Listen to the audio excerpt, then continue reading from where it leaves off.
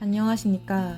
2021년 6월 12일 목요일 매일 한국경제신문 스크랩을 시작하겠습니다. 오늘의 주요 뉴스 요약입니다.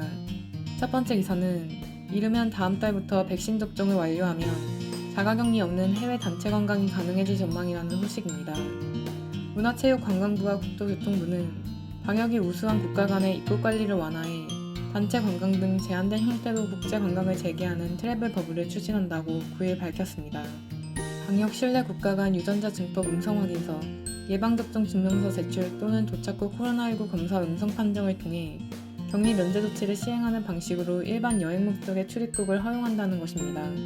단체 여행객부터 트래블 버블을 적용하기로 한 것은 관리가 용이하기 때문입니다.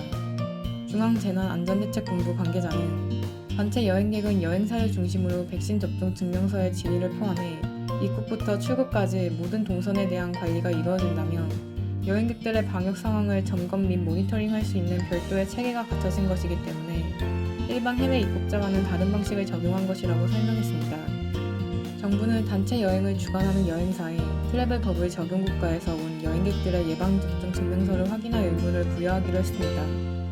여행객의 백신 접종 이력을 정부와 여행사가 교차 검증할 수 있도록 한 것입니다. 두 번째 기사는 토스가 인터넷 전문 은행에 본격 진출한다는 소식입니다. K뱅크, 카카오뱅크에 이어 세 번째입니다. 토스뱅크는 오는 9월부터 중저신용자와 자영업자를 대상으로 본격적인 영업을 진행할 예정이어서 인터넷 은행 업계에서 경쟁도 한층 치열해질 전망입니다.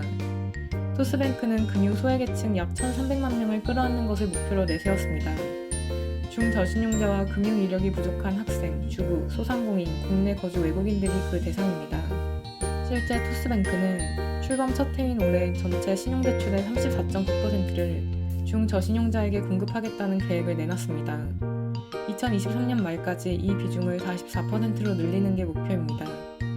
이는 올해 20% 수준 확대 계획안을 내놓은 다른 인터넷 전문은행 카카오뱅크와 K뱅크보다 훨씬 높은 비중입니다.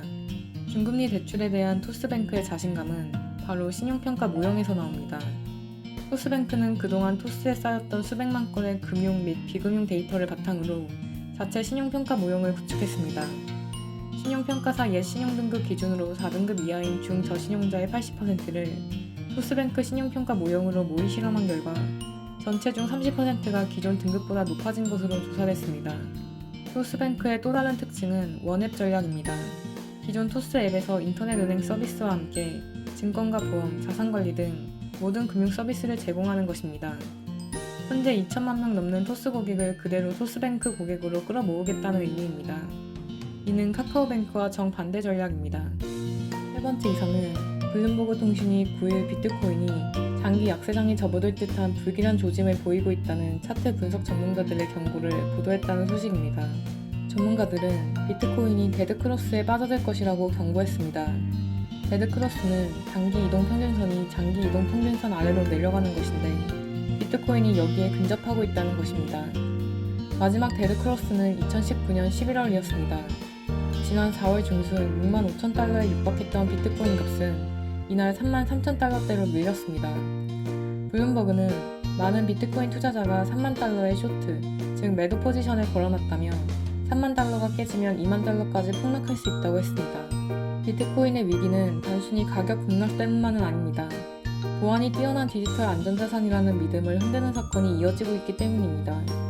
블록체인의 탈중앙화 기술을 생명으로 하는 비트코인은 정부의 통제와 추적이 불가능하다는 게 정설로 통했습니다. 그러나 미국 연방수사국이 해커의 암호화폐 지갑을 특정하고 비트코인을 환수하는 데 성공하면서 보안성에 의문이 제기되고 있습니다.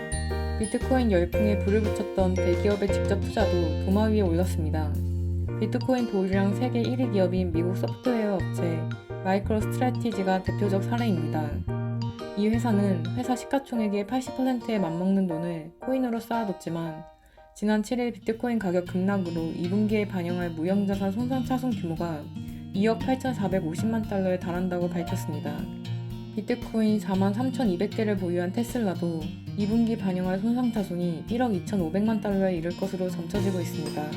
비트코인은 시장에서 쉽게 현금화할 수 있긴 하지만 세계상 무형자산으로 분류하고 있습니다. 따라서 평가액이 낮아지면 손상차손으로 반영해야 합니다. 이들 기업은 비트코인에 투자하면서 인플레이션 해지를 이유로 들었습니다. 현금을 쥐고 있으면 손해인 초저금리 시대에 새로운 가치 저장 수단으로 비트코인이 적합하다는 논리였습니다. 하지만 비트코인 시가총액이 2달 만에 반토막 나면서 오히려 경영의 위험 요인이 되고 있습니다. 금융회사를 거치지 않기 때문에 수수료가 저렴한 결제 수단이 될 수 있다는 주장도 힘을 받지 못하고 있습니다. 가격이 널뛰는 불안정성을 극복할 방안이 부족한 탓입니다. 페이팔이 출시한 암호화폐 결제도 아직은 걸음마 단계입니다. 블록체인 업계 관계자는 비트코인 보유자는 장기적 가치 상승을 기대하기 때문에 써버릴 이유가 없다고 말했습니다. 그럼 이상으로 오늘의 매일 한국경제신문 스크랩을 마치겠습니다. 들어주셔서 감사합니다.